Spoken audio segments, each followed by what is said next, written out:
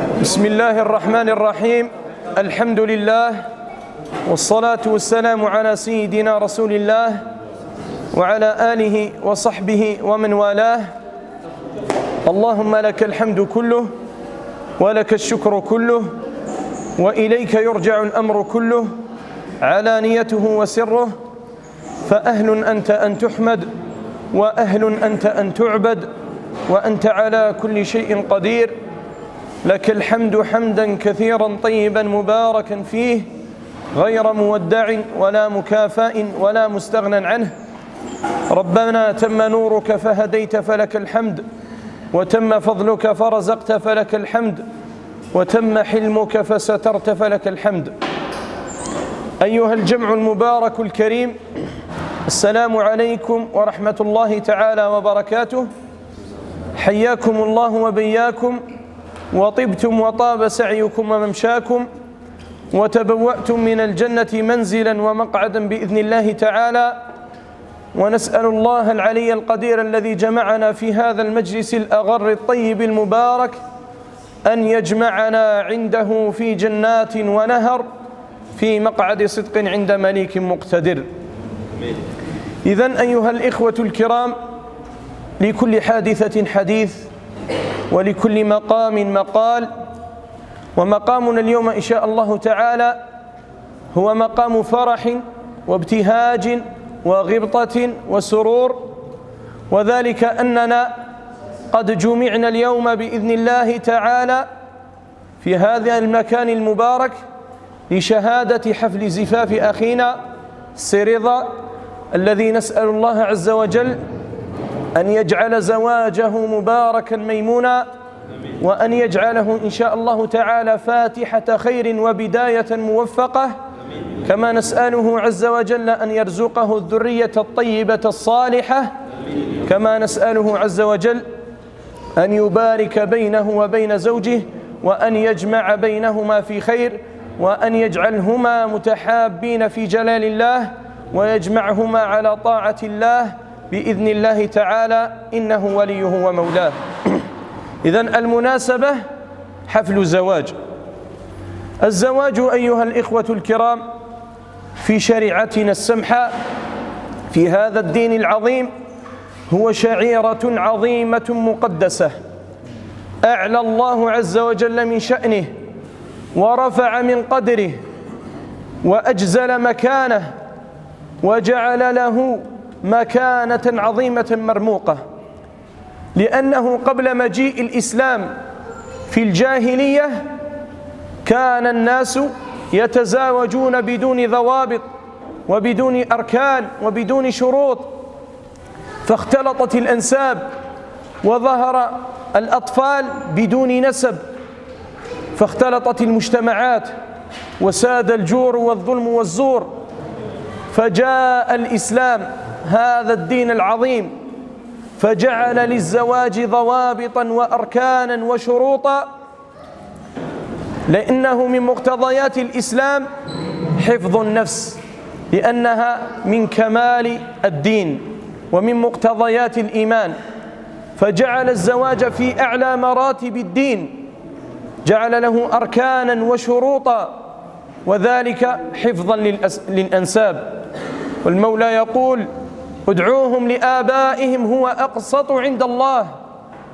ولذلك أيها الإخوة الكرام جاءت شواهد كثيرة ومستفيضة ترغب في الزواج وتحث عليه، سواء من القرآن الكريم أو من السنة النبوية المطهرة. يقول الله عز وجل بعد أعوذ بالله من الشيطان الرجيم: بسم الله الرحمن الرحيم: وأنكحوا الأيام منكم والصالحين من عبادكم وإمائكم إن يكونوا فقراء يغنهم الله من فضله. جاء الخطاب هنا بصيغة فعل الأمر: أنكحوا الأيام منكم والصالحين من عبادكم وإمائكم، كما جاء في الحديث الصحيح الذي رواه أبو هريرة رضي الله عنه عن النبي صلى الله عليه وسلم أنه قال مخاطبا الشباب: يا معشر الشباب، من استطاع منكم الباءة فليتزوج فإنه أغض للبصر وأحصن للفرج، ومن لم يستطع فعليه بالصوم فإنه له وجاء. أيها الإخوة الكرام، مما لا شك فيه أن كل أمر رباني جاء من عند الله عز وجل أو أمر نبوي جاء من عند رسوله صلى الله عليه وسلم إلا فيه الخير العظيم والنفع العميم للإنسان في حياته وفي أخراه كذلك. والله عز وجل يقول: يا أيها الذين آمنوا استجيبوا لله وللرسول إذا دعاكم لما يحييكم. ومن جملة ما دعانا به الله عز وجل ورغبنا فيه هذه الشعيرة العظيمة، الزواج. والزواج أيها الإخوة الكرام قبل أن يكون شعيرة من شعائر الدين هو كذلك سنة مؤكدة من سنن المصطفى عليه الصلاة والسلام، وسنة الأنبياء والمرسلين من قبله، مصداقا لقول الله عز وجل: ولقد أرسلنا رسلا من قبلك وجعلنا لهم أزواجا وذرية. ويقول المصطفى عليه الصلاة والسلام: 4 من سنن المرسلين: النكاح والحياء والسواك والتعطر. إذن فالزواج أيها الإخوة الكرام هو شعيرة عظيمة، كذلك هو سنة نبوية مؤكدة. فالمسلم أيها الإخوة الكرام إذا رغب في الزواج وأقدم عليه بنية صادقة خالصة لله عز وجل فإن له بشارتان. البشارة الأولى أنه امتثل لأمر رباني من عند الله عز وجل: يا أيها الذين آمنوا استجيبوا لله وللرسول إذا دعاكم لما يحييكم. وكذلك قد أحيا سنة نبوية مؤكدة، فبنيته الصادقة يؤجر على ذلك أجرين عظيمين بإذن الله تعالى.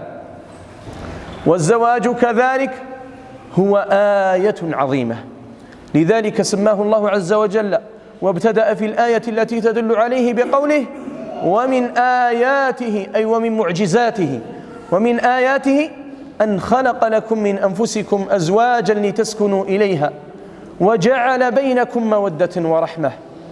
لأنه من مقاصد الزواج أيها الإخوة الكرام ومن غاياته الجليلة ومن أهدافه الهامة أن الإنسان يبتغي الطمأنينة والسكينة والراحة من خلال الزواج، لأن من الفطر التي فطرها الله عز وجل في الإنسان أنه لا يستطيع أن يعيش بمفرده في هذه الحياة الدنيا، فلا بد عليه أن يأنس بغيره.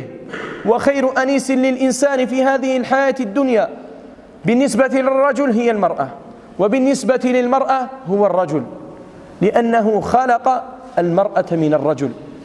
هو الذي خلقكم من نفس واحدة ثم جعل منها زوجها.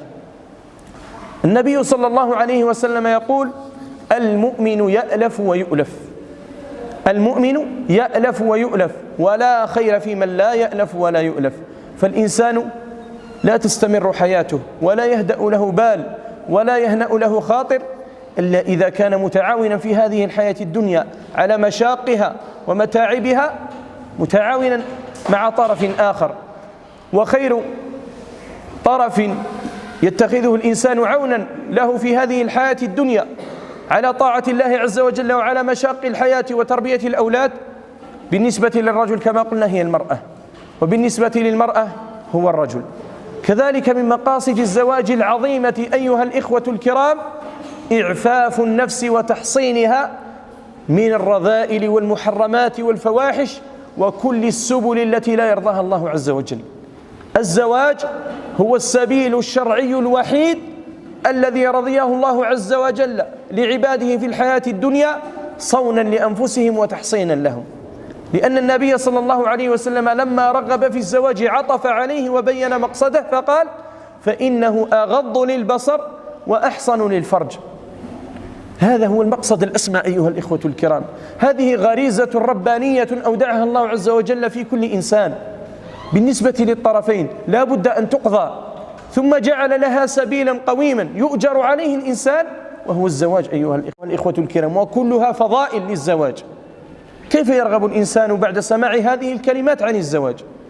من سهل الله عز وجل له سبل الزواج فلا يدخر جهدا في الإقدام عليه. كذلك من حال بينه وبين الزواج الفقر والحاجة فليدعو الله عز وجل بقلب صادق وبنية صادقة لله عز وجل، فإن الله تعالى سيكفيه إن شاء الله هذه التكاليف ويغطي عنه بإذن الله تعالى ويسهل له سبل الزواج. إذن أظن أن في هذه الكلمة كفاية حول بعض أهميات الزواج وفضائله وبعض مقاصده، وكل هذا قد جاء عن نبيكم صلى الله عليه وسلم وحيا من السماء. فلذلك أبشروا أبشروا أبشروا، ونسأل الله عز وجل أن يسهل سبل الزواج لكل راغب فيه، وأن يزوج كل العزاب في هذا المجلس العزاب إن شاء الله تعالى. وأحيل الكلمة خاصة السي أسامة على رأس القائمة، أحيل الكلمة إلى الشيخ جمال فليتفضل إن شاء الله تعالى مأجورا بإذن الله تعالى. أعطيه كلمات. الحمد لله والصلاة والسلام على رسول الله. الشيخ بلال تكلم كما يقولوا كفى وفى، احنا نزيدوا كلمات كما نقولوها شغل ماكله بنينه ونزيدوا لها واحد صغيبه ملح هكذا باش تبنان. ايه انا حبيت برك اللي ماهوش متزوجين يهزوا يديهم برك نشوفهم. ها معليش علاه خلاص يكفي بزاف. ايه علاه سامحوني، علاه قلت اللي ماهوش متزوجين يهزوا يديهم. بسم الله لأنه الكلمة واش كان يقول الشيخ بلال، كان الشيخ سامحوني الشيخ بلال كان يقول لكل مقام مقال. كاين كلام خاص للعزاب وكاين كلام خاص للمتزوجين. الكلام تاع المتزوجين وحده والكلام تاع العزاب وحده. صلوا على النبي صلى الله عليه وسلم. احنا خوتي نعرفوا باللي مقصنا في هذه الحياة، ربي خلقنا في هذه الحياة. مش ما نهضركمش باللغة العربية ولا غير بالدارجة، بغيت نتكلم معاكم بالدارجة. ربي خلقنا في هذه الحياة الدنيا وبينا المقصد تاعنا، وما خلقت الجن والإنس إلا ليعبدون. مقصدنا كيف نعرفوا الله ونطيعوا الله حتى نلقاو الله، هذا مقصدنا. يا أيها الذين آمنوا اتقوا الله حق تقاته ولا تموتن إلا وأنتم مسلمون أي طائعون. وربي لما خلق آدم عليه السلام وأمره أن يسكن الجنة، اختلف العلماء في هذه.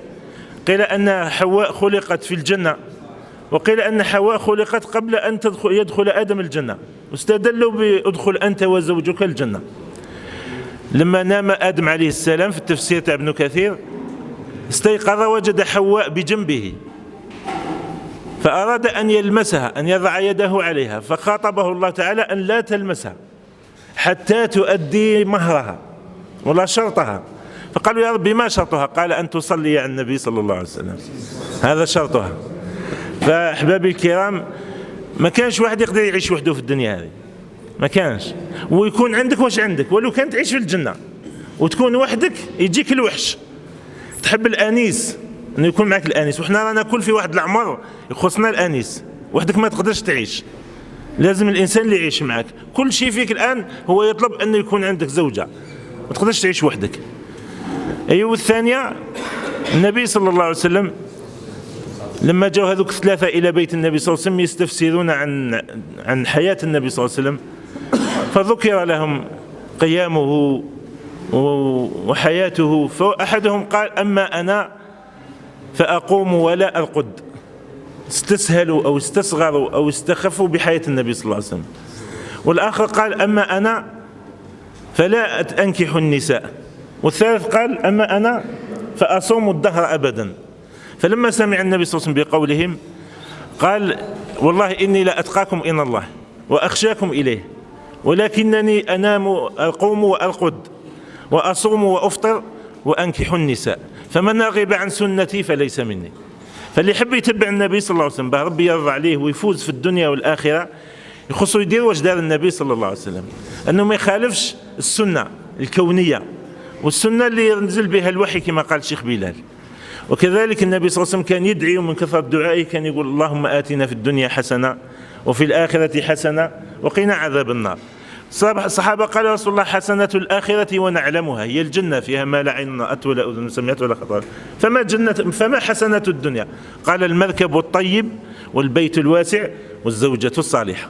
فاللي أعطاه ربي زوجة صالحة تعرف ربي وتطيع ربي، هذا أعطاه ربي خير الدنيا والآخرة. الدنيا متاع وخير متاعها الزوجة الصالحة. فهذا يا أحبابي الكرام ضروري نتفكر. اللي ما عندوش زوجة يخص يفكر كيف تكون عنده زوجة ويستعين بالله، كما كان يقول خويا بلال، يستعين بالله في قضاء هذه الحاجة. الله تعالى قال: 3 وجب على الله عونهم، من بينهم الرجل الذي يريد الزواج تعففا. الله أوجب على نفسه أنه يعاونه حتى يصل إلى هذا المتطلب. وربي اللي يرزقه زوجة صالحة يرزقه خير الدنيا والآخرة. اللي أعطاه ربي زوجة صالحة قال لك: زوجة صالحة خير من 70 ولي، خير من 70 ولي. فلهذا كلنا إن شاء الله يكون هذا همنا وهذا فكرنا. وهذا خويا رضا نباركوا له، وربي إن شاء الله يفرحوا في الدنيا والآخرة. وراه بدا من اليوم يا ربي في وليداته، من اليوم هو المهم بدا من قبل، نهار جات النية في قلبه به يتزوج ثم بدا يربي في أولاده. في زمن النبي صلى الله عليه وسلم واحد قال له: يا رسول الله، أرأيت إذا ولد لي ولد أسميه محمدا وأكنيه بأبي القاسم؟ قال: نعم. هذا شغل مازال ما عندوش الطفل وشوف راه يخمم. فاحنا من ذلك نبداو نخمو كيف الله يعطينا أولاد صالحين. من ذلك نبداو نصلحوا نفوسنا. صلاحنا يكون سبب في صلاح نسائنا، وصلاح نسائنا أولادنا يرضعوهم مسدورهم، أولادنا يخرجوا صالحين. فبيك أنت تصلح الزوجة وبالزوجة يصلحوا الأولاد. خدمة في الحياة والفائدة والنتيجة وين نلقاها؟ نلقاها في الدنيا حياة طيبة، نلقاها بعد الموت ولد صالح ندعو له، ونلقاها يوم الحشر الحقنا بهم ذرياتهم وما ألتناهم من أعمالهم من شيء. فالله يرزقنا إن شاء الله كلنا ندير هذه النية إن شاء الله، فكلنا نتزوج، لأنه هذه سنة الله يحبها. ربي يشوفنا مجتمعين على هذا الخير. الآن نحن نغيظ الشيطان، والله نحن نغيظه. لأن الشيطان همه شوى كيف يفرق بين الزوج المرء وزوجه. هذا عمله، هذا أكبر عمل يدور الشيطان، أنه يفرق بين رجل ومرته. وإحنا الآن قاعدين نفكروا كيف كل واحد نجمعوه مع أهله إن شاء الله اللي مكتوبت له في السماء إن شاء الله. الله يوفقنا الخير إن شاء الله، وكل شيء مبروك على أخويا، وربي إن شاء الله يرزق الذرية الصالحة ويجعلوا إن شاء الله صح. وديروا في بالكم باللي سجدة جاء في الآثار أنه سجدة المتزوج خير من 1000 سجدة تاع واحد أعزب. أيوة باه تكون المتزوج سجدته جاء في الحديث وفي الآثار أنه سجدة المتزوج يصلي وموش متزوج يصلي. سجدة المتزوج ب1000 سجدة تاع الغير متزوج. فكلنا إن شاء الله نتعاونوا على الخير. الله يبارك فيكم إن شاء الله. شيخ بيلا ديرنا شي دعاء. قالوا لك ما حكينا شويه التعدد، هم طالبوا التعدد. سامحني صلي على النبي صلى الله عليه وسلم. صلي على النبي صلى الله عليه وسلم. احنا جلسنا الى عالم وسئل هذا السؤال. اسمعوا هذه اللي تنفعنا وتنفعكم. نعم. الشيخ قال لنا هضروا لنا على التعدد. احنا جلسنا الى عالم وسئل هذا السؤال، قالوا: يا شيخ كيف التعدد؟ قال: الصحابة رضي الله عنهم كانوا يعددون مثنى وثلاثة ورباع، ولكن نيتهم حفظ الدين. كانوا يعددون لحفظ الدين. وش معناتها؟ كان الرجل لما يغزو مع النبي صلى الله عليه وسلم الصحابة يموت في سبيل الله، فحتى يحفظون دين زوجته يتزوجونها حتى ما يضيعش دينها، تبقى مؤمنة وتعرف ربي. فنحن ليس فينا الدين حتى نحفظ دين غيرنا. احنا مقصود احنا كيف يكون فينا الدين؟ احنا ما فيناش الدين، كيف نحفظوا دين غيرنا؟ قال: في هذا الزمان لا يجوز التعدد إلا لنية واحدة، هي الخوف من الوقوع في الزنا. إذا الإنسان كان متزوج وعنده نفس قوية والله عنده رغبة كبيرة أنه يزيد مرة أخرى وشايف روحه باللي مرته ما تكفيش وما مش ملاتلوش عينه، هنا يخصه يتزوج خير من لا يطيح في الحرام، يزيد يتزوج خير من لا يطيح في الحرام. هذه الكلام اللي نقلناه على كلام العلماء والله أعلم. ربي يوفقنا الخير إن شاء الله. الله يبارك فيكم إن شاء الله. ربي يوفقنا الخير إن شاء الله. نختموا شي دعاء. ديروا الدعاء. إن شاء الله.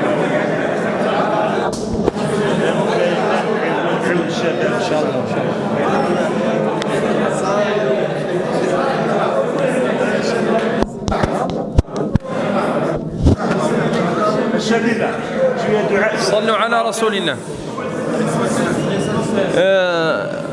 جزا الله خيرا الشيخ جمال على هذه الكلمات المباركات، والتي نسأل الله عز وجل أن يجعلها في ميزان حسناته. الشيخ جمال ذكرني بحديث للنبي صلى الله عليه وسلم، وهو حديث رواه الترمذي في سننه. هو يقول فيه النبي صلى الله عليه وسلم هذا الحديث لازمنا نحفظه كامل: 3 حق على الله عونهم، أي أن الله عز وجل أوجب على نفسه أنه يعين 3 أصناف من الناس في هذه الحياة الدنيا. فيقول النبي صلى الله عليه وسلم: 3 حق على الله عونهم: المجاهد في سبيل الله، والمكاتب يريد الأداء، والناكح الذي يريد العفاف. يعني الصنف الثالث هو شاهد من هذا الحديث، هذا الإنسان الذي يرغب في الزواج ويريد به أن يعف نفسه أو أن يستعف لنفسه، فهذا أيها الإخوة الكرام حق على الله عز وجل أن يعينه. هذه يعني فائدة عظيمة. هنا أنت وش يخصك أيها الإنسان؟ تخلص النية فقط، الباقي خليه على الله. أخلص النية. كل إنسان ما قدرش يلحق للزواج أخلص النية، فإن الله عز وجل قد كتب حقا على نفسه أنه يعينك.